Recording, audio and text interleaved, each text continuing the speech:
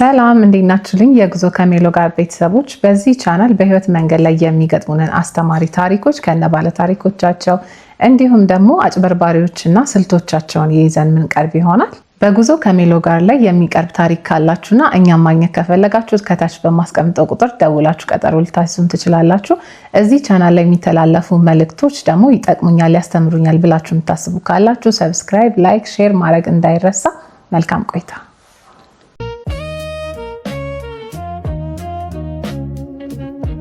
ዛሬ እንግዳችን ከዚህ በፊት የቲክቶክ ቪዲዮ አብረን ሰርተን ከ140 ሺህ ሰው በላይ ተመልክቶታል። ዛሬ ደግሞ የመጣበትን የህይወት መንገድ በሰፊው ሊነግረን እዚህ አብሮን ተገኝቷል። እንኳን ደህና መጣ። እንኳን ደህና ቆያችሁ። ራስን አስተዋውቅልኝ ለተመልካቾች። ስሜ ከድር መሐመድ ይባላል። ተወልጄ ያደኩት አምባሰል ወረዳ ነው። አምባሰል ወረዳ ዳሞታ የምትባል ቀበሌ ነው ተወልጄ ያደኩት። የገበሬ ልጅ ነኝ፣ የአርሶ አደር ልጅ ነኝ ማለት ነው። እና ትዳር መስርቼ 2 ልጆች አባት ነኝ። 4 እህቶችና 2 ወንድሞች አሉኝ። አንድ ወንድሜ በህይወት የለም። 8 ነን አጠቃላይ ማለት ነው ቤተሰቦቻችን። ለትራንስፖርት ስራው ከመግባት በፊት ምን አይነት ስራ ላይ ነበርክ? ምን አይነት ስራ ነበር ከዚህ በፊት? እድሜ ለትምህርት እንደደረሰ ወደ ትምህርት ዓለም ተቀላቀልኩ ማለት ነው። ትምህርቴን ተከታተልኩኝ። 10ኛ ክፍል ላይ ደረስኩኝ። 10ኛ ክፍል ላይ ስንደርስ የ12ኛ ክፍል ውጤት ስላልመጣልን ወደ ፖሊስ ተቋም ገባው ማለት ነው። ወደ ፖሊስ ተቋም ከገባው በኋላ 6 ወር ብርሸለቆ ሰለጠንኩኝ።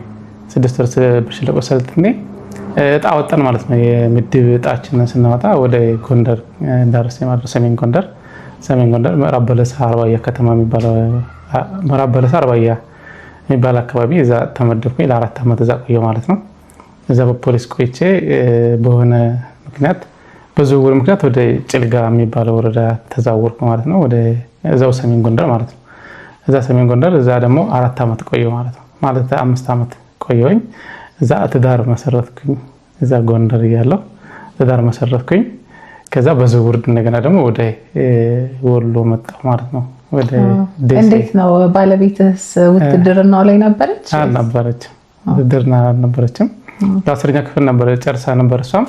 ስለዚህ አጋጣሚ ተዋወቅን። የተዋወቃችሁበትን መንገድ መናገር ከቻልክ?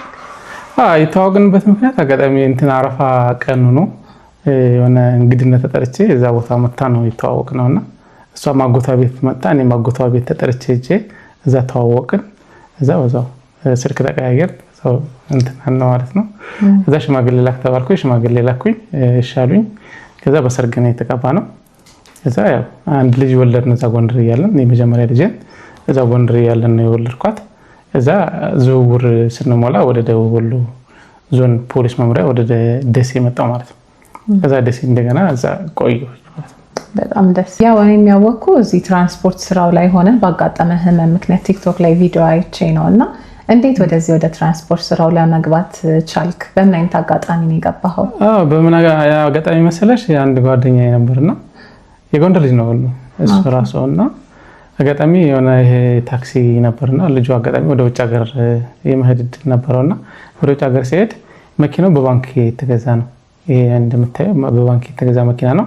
ስለዚህ የባንኩን ዕዳ እየከፈልክ ሕክምናውን እየከፈልክ ታከምበት፣ ሌላ መረዳህ ነገር የለም፣ በዘል እርዳህ ምናምን ብሎ መኪናውን ሰጥቶኝ ሄደ ማለት ነውና በዚህ ምክንያት መንጃ ፈቃድም ስለነበረኝ ወደ ትራንስፖርት ዘርፍ ገባው ማለት ነው። ስለዚህ እሱ ነው ይሄን ሐሳብ ያቀረበልህ ማለት እንጂ እኔ በፊት ምንም ማለት አማራጭም አልነበረም። አሁን መኪና የማግኘቱም የመግዛትም ምንም ማለትም አማራጭም ስላልነበረ ማለት ወደ ትራንስፖርት ገባለሁ ብዬ ማስቤም አላቅም የነበር። አጋጣሚ እንግዲህ በሆነ አጋጣሚ ወደ ህይወት የገባና ልጆችንም የቤት ኪራይም ያለ ሲሱንም ሁሉ ነገር ሸፍኖልኛል።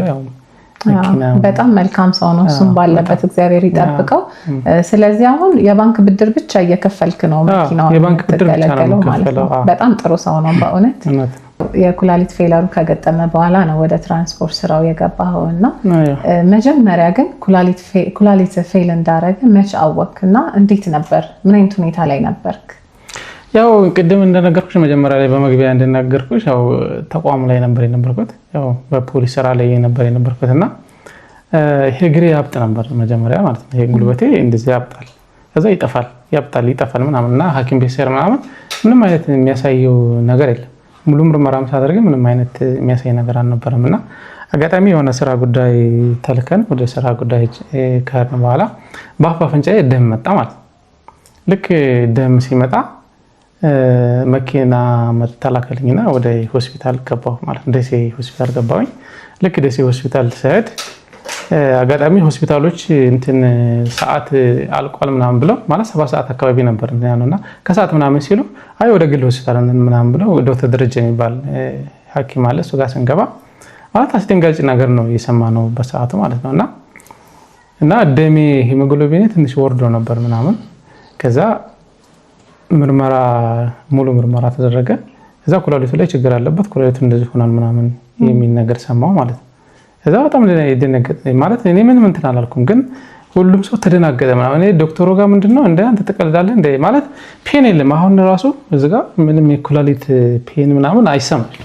የዛ ሰዓትም የሚሰማኝ ነገር ምናምን አልነበር ማለት የድንገት በቃ የሆነ ነገር ነው የተከሰተው። እና ከዛ ተሯሯጡ የስራ ባልደረቦችም ኃላፊዎችም ምናምን ሁሉ ተሯሯጠ። ከዛ እንደዚህ ነው ሲባል በአምቡላንስ ወደ አዲስ አበባ ተላኩ ማለት ነው።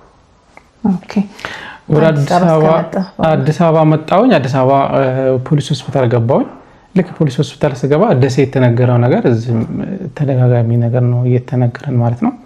ከዛ ማለት የሆነ እንትኑ አይረን ማለት ዩሪያና እንትኑ የሚባል ክራቲን የሚባል አለ በእኛ ላይ እና እሱ ዩሪያና ክራቲኑ በጣም ኦቨር ነው ነበረ ማለት ሽንቴን ሸና ነበር በሰዓቱ ማለት ነው። ልክ ሽንቴን ሲሸና የሚሸና ውሃ ብቻ ነበር የሚፈሰው። የሽንታችን ውሃ አይደለ የሽንት ውሃ ብቻ ነው የሚፈሰው እንጂ በሽንት መልክ የሚወጣው ቆሻሻ አይወጣም ማለት ነው። ስለዚህ በሰውነቴ ላይ ሰርጅቶኝ ነበር ማለት ነው። እና በደሜም ሁሉ ተዋህዶ ሰርጅቶኝ ስለነበረ በቃ ራሴን አሳተኝ ማለት ነው። ልክ ራሴን ሲያስተኝ ከዛ ዳያሊሲስ ቶሎ መጀመር አለበት ምናምን ብለው አጋጣሚ እህቴ ኬንያ ነበር የነበረችው አንዷ እህቴ ማለት ነው። ልክ ከኬንያ የአጎቴ ልጅ ነበር አብሮኝ የመጣው እና ባለቤቴም አብራ መጣለች። ከዛ የአጎቴ ልጅ ደወለላት ለእህቴ። እህቴ ከአዲስ አበባ መጣች ማነው ከኬንያ መጣች ማለት ነው።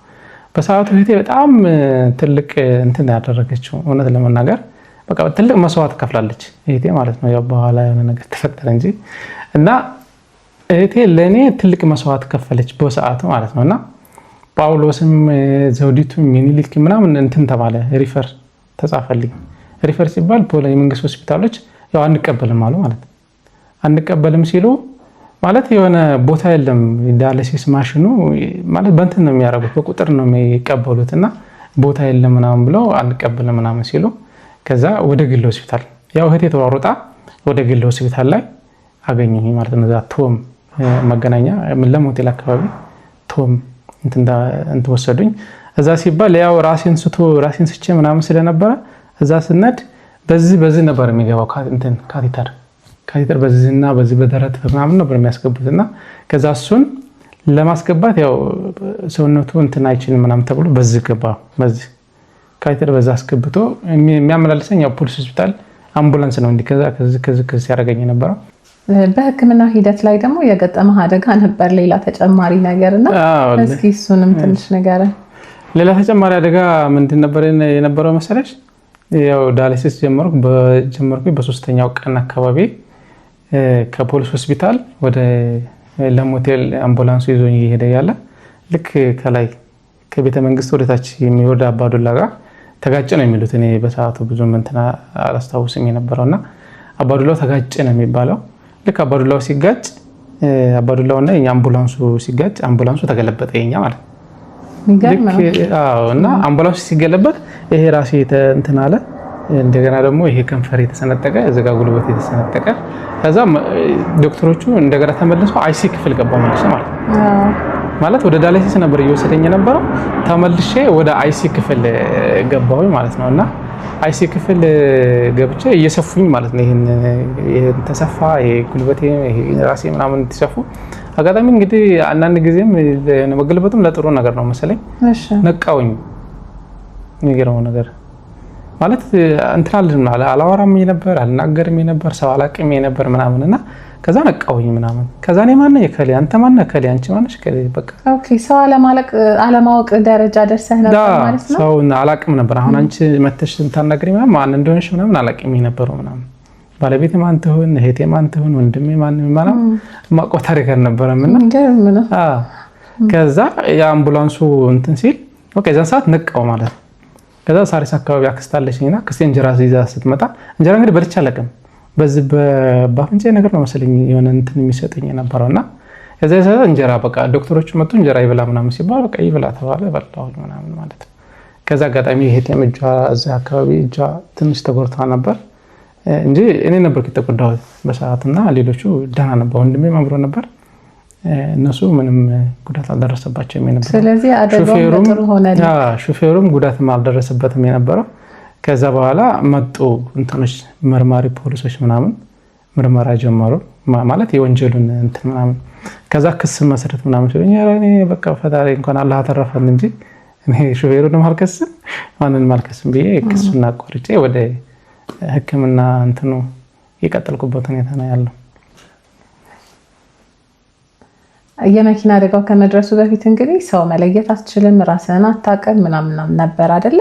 ከዛ በኋላ አደጋው ግን ለጥሩ ሆነውልህ እንጀራን በላው አልከኝ እንደውምና ሰውን መለየት ጀመርክና ምን ተሰማህ በዛ ሰዓት? አሁን በሰዓቱ የተሰማኝ ስሜት ምንድነው ማለት አዲስ አበባ መምጣታችንን ራሱ ያወቅኩት የዛን ቀን ነው። የሚገርምሽ ነገር ምናምን ማለት አንድ ሳምንት ይሆናል የቆየ ነው እና እንደዚህ ማለት 7ኛ ፎቅ ነበር ፖሊስ ሆስፒታል ካውቀው ለሻልድታ 7ኛ ፎቅ ላይ ነበር የነበርኩትና እንደዚህ ሳይ ከተማው በሙሉ ፎቅ ሆኗል ማለት ነው። እና የት ነው ያለ ነው ምናምን ነገር ስላቸው እንደ አዲስ አበባ ነው ያለ ነው ምናምን አሉኝ ማለት ነው። እንዴ አዲስ አበባ መቼ ነው የመጣን ምናምን አልኩኝ እኔ ማለት ነው። ከዛ አይ በቃ እንደዚህ ነው አሉኝ። ከዛ መጨረሻ ላይ ባለቤት አጋጣሚ አልነበረችም በወቅቱ ማለት ነው። የነበረች ወደ ጎፋ እህት አለቻትና ጎፋ እህቷ ጋር ሄዳ ነበር ማለት ልታርፍ።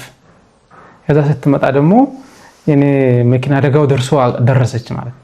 ከዛ እሷ ደግሞ እዛ ሌላ እንትን ተፈጠረ ሌላ ሁከት ምናምን እና በሰዓቱ ምንድነው እና ምን እዚህ ጋር የነበረ ካቴተር ነበር እዚህ ጋር ታሽጎ ነበር የነበረውና ይሄ እንትን ኦክሲጅን ነበር የነበርኩት።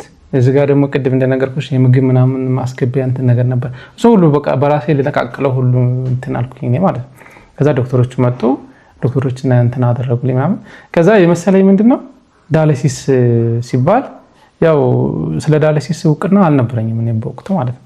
በሰዓቱ ዳያሊሲስ ሲባል ያው እንደ ሌላው ሕክምና ቢያንስ የተወሰነ ታክመን ተመልሰን ወደ ስራ ገበታ የመመለስን ሁኔታ ነበር መስሎኝ ነበረኝና ከዛ በኋላ ዶክተሮቹ እያስረዱኝ እህቴም ነበረች ብዬሻለሁ። እህቴም እያስረዳችኝ ምን እያለኝ ሁሉም ነገር ከዛ እየገባኝ መጣ። ከዛ በኋላ ዳያሊሲስ የማይቋረጥ ነገር ሆኖ አወቅኩኝ። ያው በዳያሊሲስ ህይወቴን ቀጠልኩኝ ማለት ነው።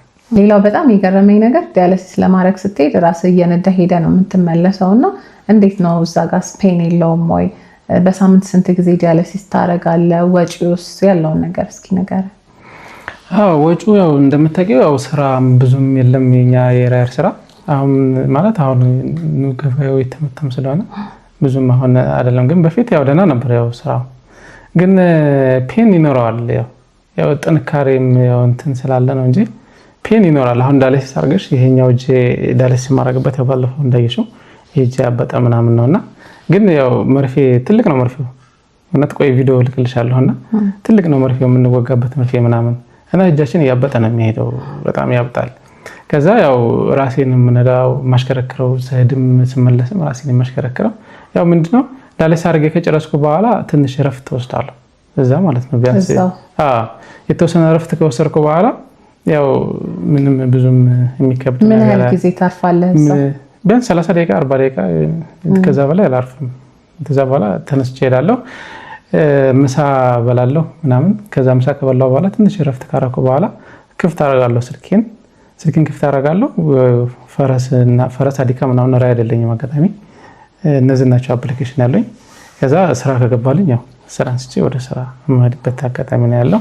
ያው ማለት የምትኖሪለት ሰው ሲኖርሽ ማለት የሆነ የምታስቢያቸው በቃ እኔን አስፈልጋለሁ ብዬ ስላሰብኩኝ በቃ ለነሱ ስል በቃ ቢደክመኝም የሆነ ነገር ቢሆንም በቃ ጠንክሬ የግድ በቃ እንትን አደርጋለሁ። ምክንያቱም ቤት ኪራይ አለ፣ ያው የቤት ኪራይ አለ፣ የመኪና ወዳ አለ። እሱን የግድ ያው መሸፈን ስላለብኝ የልጆች ትምህርት ቤት አለ፣ ምግብ አለ፣ የቤት ወጪ ሁሉ እኔ ላይ ነው ያለውና ባለቤቴ ልጆች እያሳደገች ነው። ባለቤቴ ልጆች የቤት ናት። ምንም ስራ እየሰራች አይደለም፣ ግን ያው አንድ ስራ ነው ልጅ ማሳደግን በጣም ስራ ነው፣ ትልቅ አንድ ስራ ነውና ይሄ ሁኔታ አለ። እና ያው በሳምንት 2 ነው ዳያሊሲስ ማድረገው። በሳምንት 3 ጊዜ ነው ዳያሊሲስ ማድረግ ያለብን እኛ ማለት ነው። የዳያሊሲስ ታካሚ በሳምንት 3 ጊዜ ነው ዳያሊሲስ መደረግ ያለበት፣ ህጉ የሚፈቅደው በሳምንት 3 ጊዜ ዳያሊሲስ ማድረግ አለባቸው ነው የሚባለው። ግን እኛ ከወጪው አንፃር ማለት አሁን የዳያሊሲሱ ወጪ አሁንም እንደውም መስከረም ላይ እንጨምራለን ምናምን እያሉ እያስፈራሩን ነውና አሁን 4000 ብር ነው እስካሁን ለአንድ ክፍያ ማለት ነው። በሳምንት 8000 ብር ከፍላለሁ ማለት ነው ለዳያሊሲስ። ስለዚህ ይሄን ሁሉ እየሰራው ነው እየታከምኩ የነበረው። በዛ አጋጣሚ ደግሞ አንዳንድ ግለሰቦች ደግሞ ያው እንደዚህ ሳፖርት የሚያደርጉኝ ሰዎች ምናምን አሉ። በዛ አጋጣሚ አሁን ኡስታዝ በድሩ ሁሴን የሚባል ሰው አለና እሱ ሰው ያሁን በቃ ለኔ በጣም ትልቅ ሳፖርት የሚያደርገኝ ሰው ነውና እሱ ያግዘኛል። የተለያዩ ሰዎች ምናምን አንዳንድ እንደዚህ ያግዙኛል እንጂ እንደዚህ በራይድ ስራ ብቻ ማለት በዚህ በሄሎ ታክሲ ስራ ብቻ ማለት እንደዚህ መሸፈን አይቻልም። በጣም ከባድ ነው ወጪው ማለት ነው። አዎ ልክ ነው። ሌላው በጣም የሚገርመኝ ደግሞ ያው ዳያሊሲስ አድርገህ ከወጣ በኋላ እንዳንተ ዳያሊሲስ ያደረጉ ሰዎችን በነፃ ወደምትሄድበት ከሆኑ የራይድ አገልግሎት ትሰጣቸዋለህ። ያው የትራንስፖርት አገልግሎት ለማለት ነው። ራይድ ስንል አንደርስታንድ አድርጉን ተመልካቾቻችንም ስለተለመደ ነው ስሙ እና በነፃ ትራንስፖርት ትሰጣለህ እና ይሄንን ሳላደንቅ አላልፍም። አዎ ይሄ አሁን ማለት አሁን እኔ ወደ ቤት ነው የምሄደው። ስለዚህ እኔ ቤቴ ቂሊንጦ ነውና ወደዛ ወደ ኮየፈቼ ወደ ቂሊንጦ አካባቢ ያሉ እንደገና ደግሞ ወደ ቃሊቲ ምናምን ያሉ ሰዎች አሉና ዳያሊሲስ የሚያደርጉ እነሱ የኔ ፕሮግራም ጋር ማች ካረገ በቃ ይዣቸው እሄዳለሁ። በቃ ስወጣ ይዣቸው እሄዳለሁ። አንድ ጎሮም ማደረሰው ሰው አለ። አንድ ሰው ጎሮ አድርሾ እዛው ወርዶ ወደ ቤቱ ይገባል። እኔም ወደ ቤት እሄዳለሁ ማለት ነው። ይሄ እግር መንገድን ማድረገው ነው እንጂ ብዙም እንትን የሚል ነገር አይደለም። ሌላው ያው ቤተሰቦች ማለት ልጆች አያውቁም ነበር። አሁን ወደ ሚዲያ ከመጣህ በኋላ ነው ያዩት እንደሌላው ሰውና እንዴት ተቀበሉት? ያላቸው ስሜት አንተና ባለቤት ብቻ ነበራችሁ ለብቻችሁ ወደ ሚዲያም ሳትወጡ ያው እየታገላችሁ የነበራችሁትና ልጆችን እንዴት ተቀበሉት? ምን አይነት ሁኔታ ላይ ነው ያሉት አሁንስ?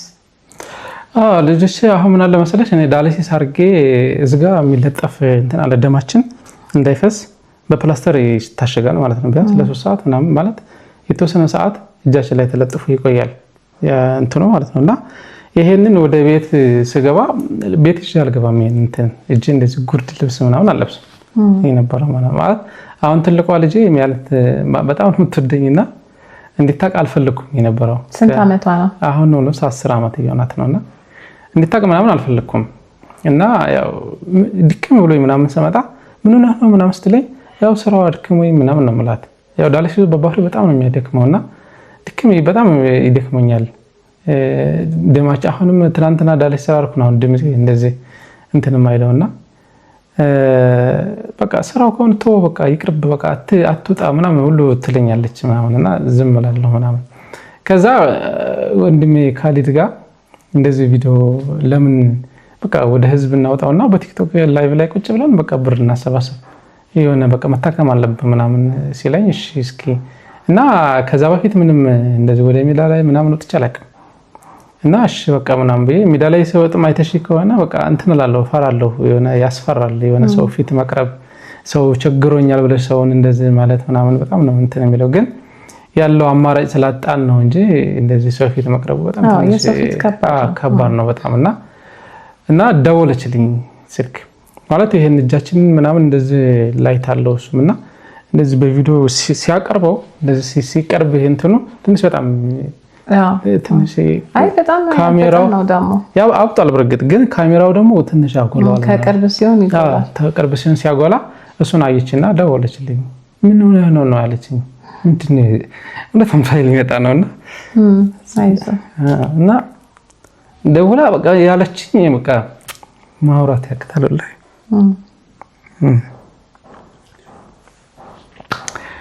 እና አይ እንደዚህ ነው በቃ ምናምን እንጨቱ ኩት ነው አልኳት። እሱ ነው ማለት ታዲያ እንትን ተብሎ ይሄ እናፍርጠው አለችኝ። የቤት ከመጣሁ በኋላ ይሄን ያበጠውን ስታይ በቃ ይሄንን እናፍርጠውና እንጨቱን እናውጣው ምናምን አለችኝ ምናምን ማለት ነው። ኩላሊት እንደሆነ አላወቀችም ማለት ነው በሰዓቱ። አይዞህ ችግር የለውም።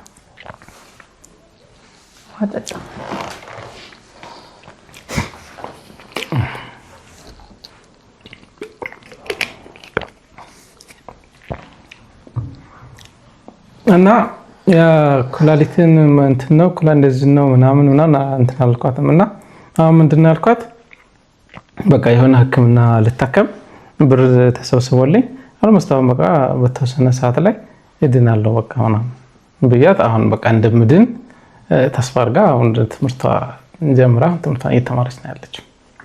በጣም ጠንካራ አባት ነበር ሲያጋጣሚ በእውነት።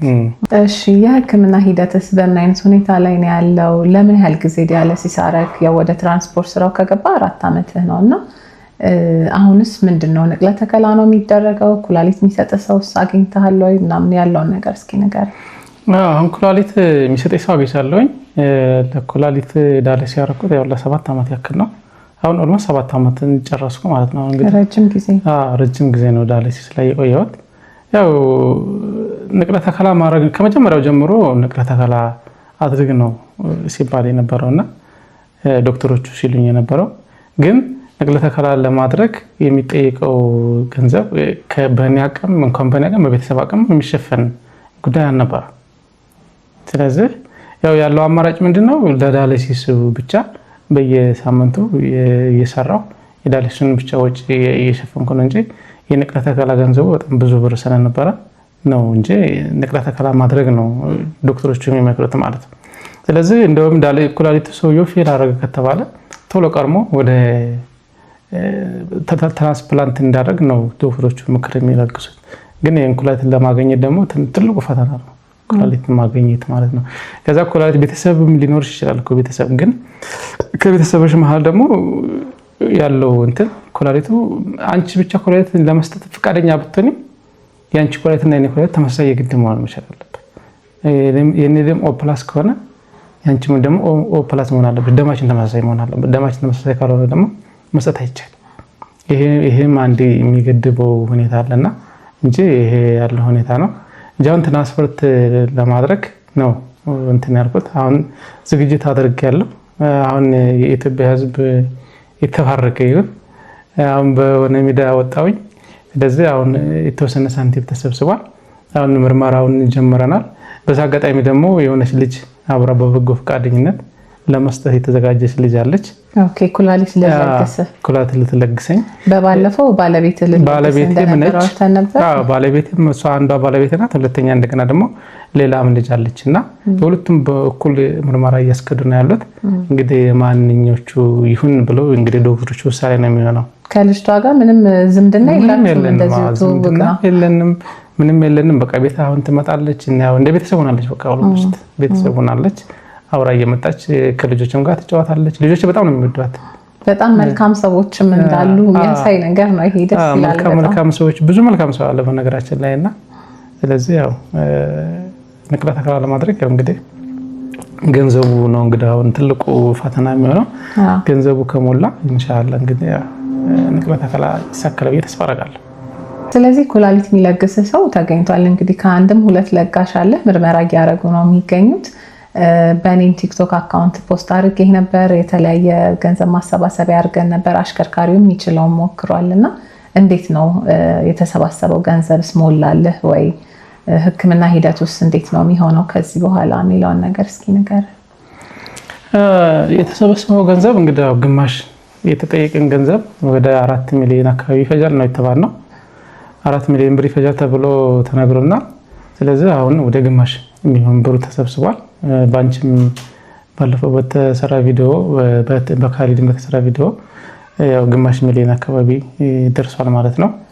ስለዚህ ያው ሂደቱ የሚሆነው እንግዲህ ብሩ ሲሞላ አሁን ያው ኦልሞስት ምርመራው በተለይ ያችኛዋ ጨርሳለች።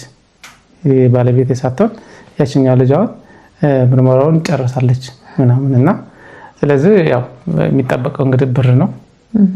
ብሩ ከሞላ እንግዲህ ያው የምንነደው ወደ ህንድ ሀገር ነው። ብሩ ከሞላ ያው ወደ ህንድ ሀገር ሄደን ንቅለ ተከላ እናካሂዳለን ማለት ነው። ኦኬ ጥሩ። ያው ኩላሊት የሚሰጥ ሰው ተገኝቷል፣ ሁሉንም ነገር ጨርሳል። አሁን ችግሩ የገንዘብ እጥረት ነው አይደለ? ስለዚህ ተመልካቾቻችን አሽከርካሪዎችን ባይሆኑ ይሄ ነገር በማን እንደሚደርስ አይታወቅም እና 50 ብርም 10 ብርም 100 ብርም ያላችሁን እሱ አሁን በሚነግራችሁ አካውንት ብታስገቡለት እና ተረዳተን ለልጆቹ ብናቆየው ይሄን ሰው ብዬ እላለሁ እና አንተም አካውንትን ንገራቸው እስኪ። እሺ አካውንቴ ያው የኢትዮጵያ ንግድ ባንክ ነው። 1011 11 56 58 5 ከድር መሐመድ ሲራጅ ነው የሚለው አካውንቴ። ከድር መሐመድ ሲራጅ ነው ንግድ ባንክ አካውንቱ ነው። እኛም ከታች አስቀምጠንላችኋል። እንግዲህ የምትችሉትን ሰፖርት አድርጉልን እባካችሁ። ሌላ የምታመሰግነው ጨምረው ነገር ካለ እድሉን ልስጥ። እሺ እኔ ማመስገን ፈልገው ነገር እኔ አሁን መጀመሪያ እዚህ አንቺ ሚዳላችን ቀን እንዳይ ላደረገኝ ለአላህ አመሰግናለሁ። ሲቀጥል ባለቤቴን በጣም ነው የማመሰግነው። ማለት ሲያመኝ አብራ ታማ፣ ሲርበይ ተርባ፣ ሲቸግረኝ ተቸግራ ብዙ ነገር ሆና የሆነችው ባለቤቴን ከልብ አመሰግናለሁ። ሲቀጥል እውነት የኢትዮጵያ ሕዝብ መልካም ሕዝብ ነውና እውነት ነው የምልሽ። ማለት አሁን በዚህ ባጭር ካሊድ ጋር ወደ 18 ቀን ነው 17 ቀን ምናምን ነው የቆየ ነው የገቢ ማሰባሰብ ፕሮግራም ላይና በዚህ ባጭር ቀን ያን ያህል ብር መሰብሰቡ ማለት የኢትዮጵያ ሕዝብ በጣም መልካም ሰጪ። ምክንያቱም የተቸገረ ሰውና የሚረዳው ሰው ባለመገናኘቱ ነው እንጂ የኢትዮጵያ ሕዝብ በጣም ነው የሚረዳው፣ በጣም ነው እንትን የሚያደርገውና የኢትዮጵያ ሕዝብ እኔ ከልብ ነው የማመሰግነው። ሀገር ውስጥም ያሉትን በውጭም ያሉትን ኤርትራዊን ጭምር ነው የተሳተፉት በዚህ ፕሮግራም ላይና ሁሉን ሕዝብ ከልብ ላመሰግን እፈልጋለሁና በዛ አጋጣሚ መናገር የምፈልገው ነገር ምንድነው በእኔ አካውንት ላይ 10 ብርም 20 ብርም 50 ብርም ለማስገባት ምን ታደርግለታለህ ብሎ የሚል ሰው ሳይሆን ሁሉም ሰው በቃ በቻለው አቅም ተረባርቦ ለልጆች እንድኖርላቸውና እውነት ልጆች በጣም የሚያሳሱ ልጆች ናቸው። በተለይ ትልቋ ልጄ በጣም ነው እንትን የምታደርገውና እሷን ታነሳት በቃ እንትን ያደርገኛል ትንሽና ለእሷ እንዲኖርላቸው ኢትዮጵያ ሕዝብ እንዲተባበረኝ እንትን አደርጋለሁ። አንቺን በጣም አመሰግናለሁ።